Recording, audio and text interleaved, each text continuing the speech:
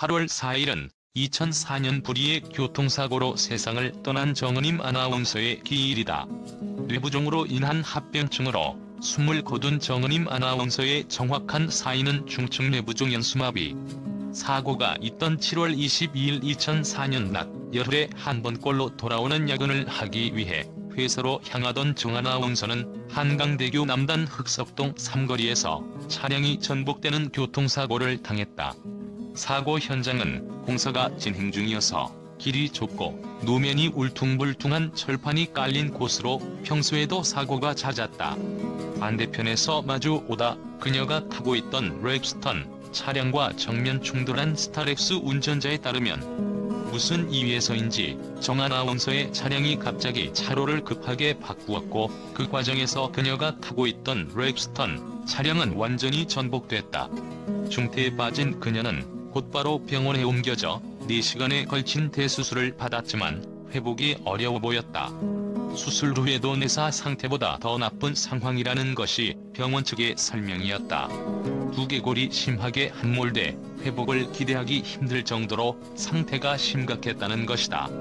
갑작스러운 비보의 가족을 비롯한 동료, 선후배는 강남 삼성병원에 마련된 빈소를 찾아 오열했다. 유가족으로는 건국대학교 대학원 조교수로 재직 중인 남편 조정수 씨와 5살 난 아들 성빈군이 있다.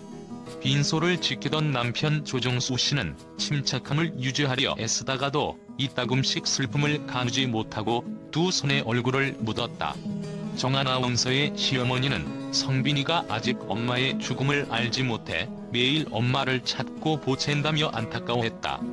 빈소에서 만난 MBC 아나운서 국장 이윤철 아나운서는 창졸간에 당한 일이라 믿기지 않는다면서 옳고 바른 것에 대한 정의감이 남다른 아나운서였는데 너무나 안타깝다며 침울해했다. 함께 TV 영화 프로그램 진행을 맡았던 홍은철 아나운서도 빨갛게 충혈된 눈으로 비통해하며 말을 꺼냈다.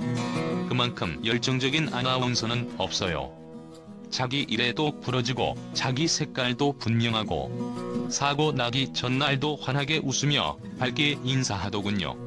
그래서 제가 요즘 굉장히 밝아졌다고 말했을 정도인데 하루 만에 사고가 나다니 도저히 말을 할 수 없을 정도로 놀랐습니다.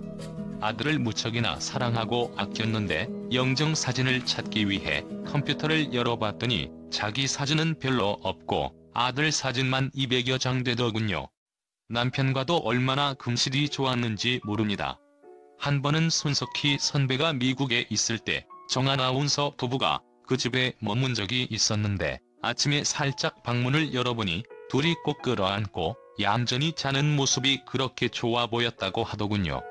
정 아나운서의 친정어머니는 입관 끝내기 전에 성빈이한테 마지막으로 누님이 얼굴이라도 보여줘야 하는데 라고 말했고 그렇게 하는 거 아니라며 말리는 사위의 말에 고개를 떨구며 눈물을 흘렸다.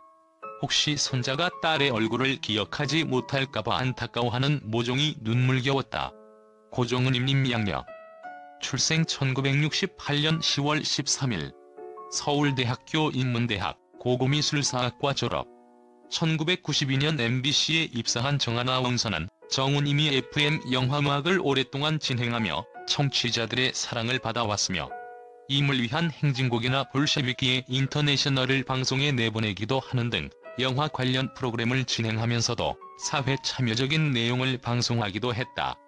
1992년 11월 2일부터 방송을 시작한 정은임이 FM 영화음악은 1995년 4월 1일 팬들의 반대에도 불구하고 폐지되었다.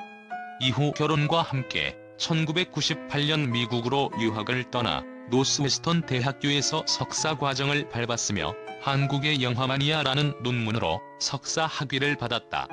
대한민국으로 돌아온 후 다시 아나운서로 활동하다가 그의 이름을 유명하게 했던 정은임이 FM 영화음악을 2003년 10월 21일부터 다시 진행하게 되었다. 이 프로그램은 2004년 4월 25일에 폐지되었다. 인터넷에서 아직도 이어지고 있는 추모의 물결. 정 아나운서의 연결식은 지난 8월 6일 여의도 MBC 사옥에서 사후장으로 치러졌다. 이재용 아나운서의 사회로 진행된 이날 연결식은 유족과 MBC 임직원 등 300여 명이 참석해 고인의 명복을 빌었다.